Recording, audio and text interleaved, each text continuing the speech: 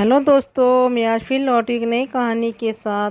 राजा श्री कृष्णचंद्र ने गोपाल भट्ट से पूछा, क्या तुम कई भाषाओं के ज्ञात अद्वितीय पंडित की मृत्यु भाषा बता सकते हो?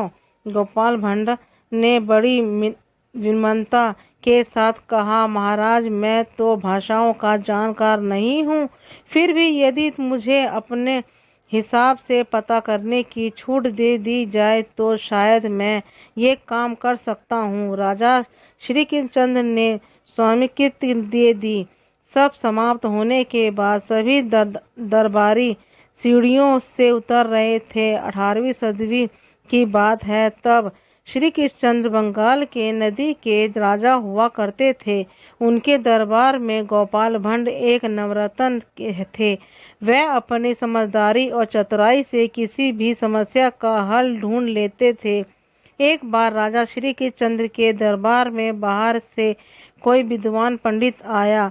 राजा ने परिचय पूछा तो उस विद्वान पुरुष ने अपना परिचय संस्कृत, अरबी और फारसी समेत कई प्राच्य भाषाओं में दिया। जब वह चुप हुए तो राजा श्री कृष्णचंद्र ने अपनी दरबारियों की और पश भारी नजरों से देखा कि बताओ इस मृत्यु भाषा क्या है। लेकिन दरबारी ये अनुमान न लगा सके कि दरबार में पधारे पंडित जी की मृत भाषा क्या है। सभी चुप। दरबार में सन्नाटा छा गया। राजा श्री चंद्र ने गोपाल भट्ट से पूछा, क्या तुम कई भाषाओं में ज्ञात अतिरिक्त पंडित की मृत भाषा बता सकते हो? गोपाल भट्ट ने बड़ी विनम्रता के साथ कहा, महाराज, मैं तो भाषाओं का जानकार नहीं हूँ, फिर भी यदि मुझे अपने हिसाब से पता करने की छूट दे दी जाए तो शायद मैं ये काम कर सकता हूँ।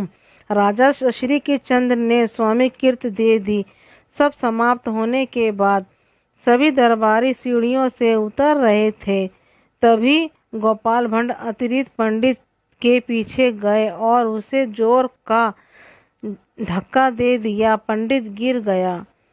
उन्हें चोट भी लगी। चोट और अपमान से तिलमिलाते हुए उन्होंने गोपाल भट्ट को अपशब्द कहने शुरू किए।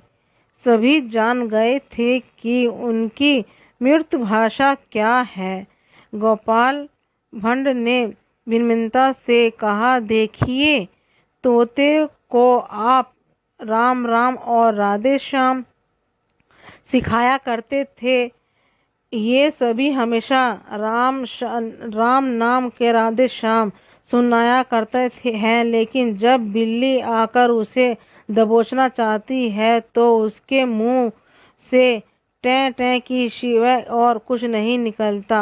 आराम के समय सब भाषाएं चली जाती हैं, लेकिन जब विपद आती तब मृत भाषाएं ही काम देती है। अतिरिक्त पंडित का अब गोपाल भट्ट की चतुराई पर चकित थे।